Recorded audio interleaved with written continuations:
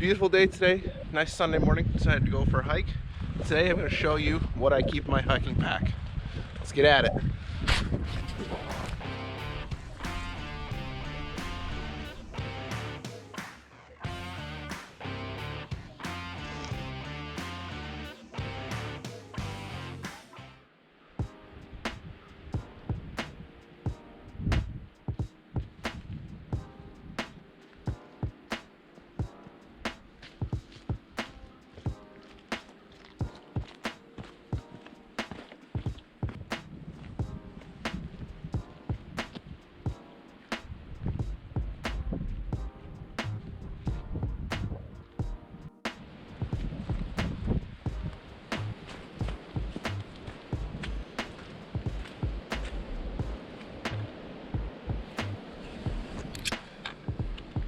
Too icy for a hike. Going the other way.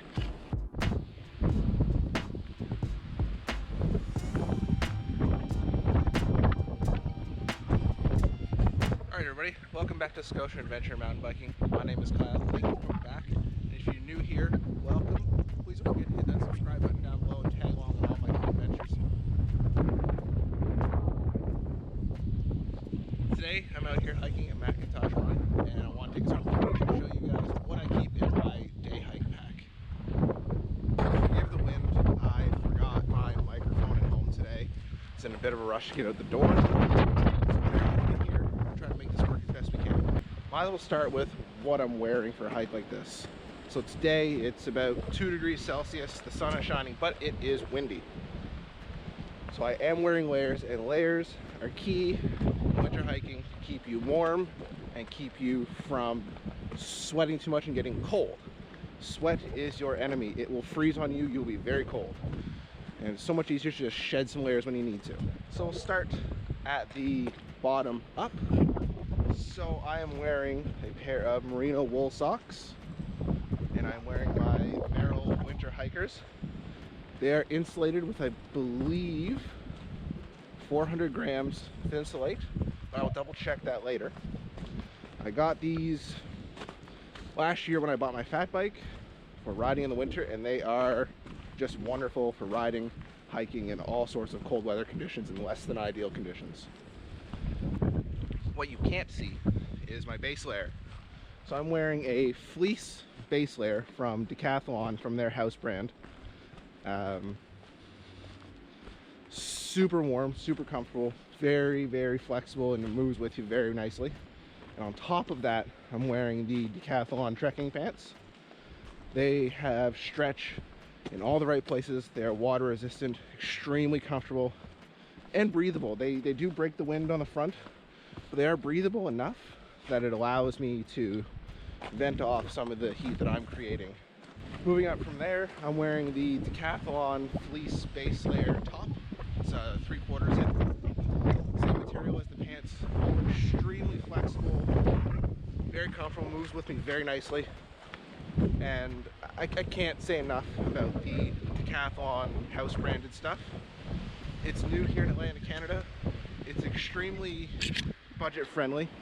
I think the pants and the top are something like $15 each. And from what I can tell, I've had them out quite a bit now. It's all very high quality stuff. Got my old windbreaker coat that I got many, many years ago. Still works, still repels water, still stops the wind. So why mess with it? I'm wearing my Garneau winter cycling gloves. They might have been overkill for today. My hands are starting to sweat a little bit, but I did want something that was going to keep the wind off my hands, and these do exactly that. Of course, my toque, gotta keep my head warm. I do have my buff in my pack, and if I found that the wind was too cold or it was just too cold in general, I would wear that as a neck warmer and probably a face shield as well to block the wind off my face, but it's just not necessary today. And of course, a pair of quality sunglasses. These are the polarized glitter sunglasses. For the price, I can't recommend them enough. They don't slide around on my face. They're very light, they're very comfortable. I think they look good.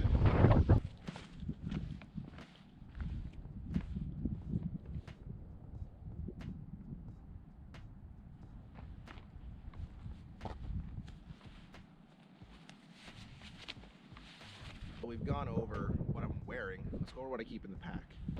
First off, my pack is the Gregory 24-liter pack. This thing is fantastic. It's got an awesome rigid back with the mesh back liner there to allow the air to escape so your back doesn't get super sweaty. So let's start on the outside and work our way in. So I always take 2 bottles with me. One is for drinking, one I'll usually use in my pot for cooking if I decide to cook up a meal while I'm out. We'll get into that in a minute. And the outside pouch here. I always keep my buff handy if I'm not wearing it. It's always good to have just in case. It's also good in the summertime. Keep the sun off your head if you're like me. You're losing a bit of that hair. This will be awesome to keep the sun off your head. Now I am in the Macintosh Run area. It is a protected area for the most part. But I always bring with me some way of processing wood should I need to make a fire for whatever reason. So today I have my folding saw, Primos Hunting Calls saw. I've had this for a couple years now. It's only little, it's good for processing small amounts of wood, create a fire in case of emergency. Moving into the accessory pouch on the front. This is the sort of soft-sided pouch that you keep your electronics in. One thing I always take with me, regardless if it's a trail I'm familiar with or if it's a new trail, and especially if it is a new trail, I bring my Garmin eTrex 30X. This thing is fantastic. Note, I usually bring my solar powered charger with me when I go on these hikes. Probably overkill for a day like today. I know where I'm at. I know these trails very, very well, but always prepared, right? So you bring this with your accessory cord for your iPhone or for whatever other devices you have. You'll never be without power. All right, let's get into the main pouch of the pack. So first things first, I always bring my waterproof first aid kit. I learned the hard way that this is a necessary item. And one of the things that I keep in here that I added to this kit came pre-made from Gearpack in one of the boxes.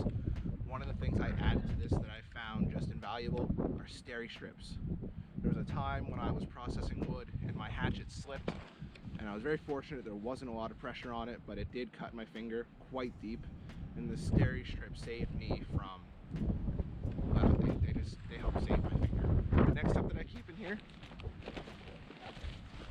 a way to make a fire. This is my UCO tin that I got in, again, one of the Gearpack boxes that I used to get. In here, I keep fire starting fiber. I keep a small ferro rod steel, some small fire steel, a lighter, and waterproof matches. Now, I know it seems like overkill, but if you're in a scenario where you need a fire to survive or stay warm, I personally believe it's better to have too much than not enough. All right, so next up I always keep some sort of food in my pack, some sort of dry good. So today I have a sweet coconut packaroon. Again, it came in one of my Gearpack boxes. These are awesome. I have had one of these already. They're fantastic. And I always keep a package of instant oatmeal with me just in case I need to cook something up, and if I decide to go out and have breakfast at my favorite breakfast spot out here in a beautiful lake like Flat Lake that's partially frozen or wherever. Always good to have. Keep in mind the expiry dates. This one expires in April, so I'm gonna have to use it before then. Check your pack once in a while for these things. These things usually just live in my pack just in case, but it's always good to go through it once in a while, make sure it's not expired. In that same pouch, I keep my UCO knife, fork, and spoon combination. Again, it's a nice to have. It's a bit of a luxury item that I keep with the oatmeal. So getting more into the luxury items I take with me on my hikes. I bring my UCO folding coffee cup. Great for a quick cup of coffee over the portable stove. Collapses, doesn't take up a lot of space. Very lightweight, very easy to keep in your pack and not realize it's there. Another thing I keep in my pack is this fire starter by Fiberlight.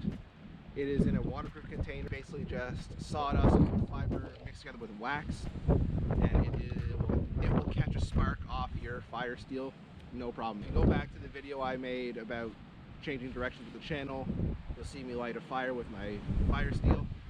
This is what caught the spark. This stuff is awesome, can't recommend it enough. So the last luxury item I keep in my pack is this. This is my single burner kit. So within the kit, and again, this came from Gearpack. A lot of this stuff I got in packages from Gearpack, which is awesome. It saved me from having to go buy things individually and got me a bunch of stuff that I would have never thought to buy myself. So give them a check out as well. I don't subscribe anymore. I got what I wanted out of it. but go check them out. They're an awesome service right here in Canada. Can't recommend them enough. So in here I have 2 pots. I have the 800 ml pot and I have the smaller pot. But within it, this is the cool thing. When I open it up and within it, I can store my stove and my gas can. And usually I'll have a packet of instant coffee in here. I just don't happen to have one today. I won't be making coffee out of this. And it all stows away neatly in this mesh bag. Alright folks, I'm sorry for the shaky camera. I was filming something the other day and it was quite cold out with my little Gorilla Pod tripod that I use for my camera. It snapped, so I'm using a selfie stick and whatever branches I can find to sort of make a makeshift tripod for this video. So that's more or less what I keep in my bag on a regular basis just for a day hike. Now keep in mind, this is just for a regular day trip, day hike. You know, this is not close to sundown hours. This is like optimal conditions hiking. This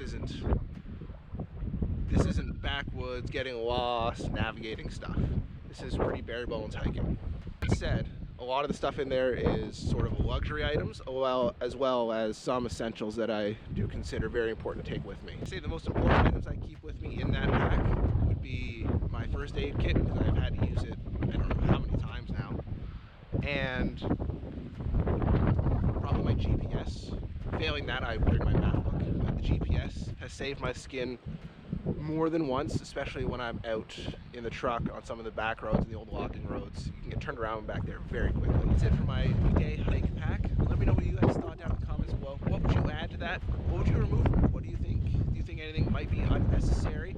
Or is there something I'm missing that you would add to it? I'm always open to suggestions and, you know, constructive criticism.